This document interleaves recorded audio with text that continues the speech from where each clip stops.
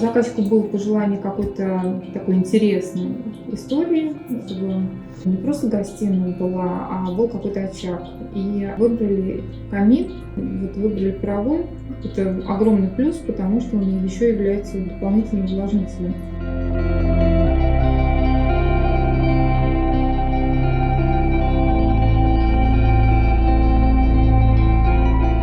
По поводу управления камином через систему «Умный дом». Это приложение работает через Алису. Управление умным освещением и камином возможно посредством голосового помощника в доме. Вы можете сказать: «Алиса, включи камин», и она включает, если настройки произошли.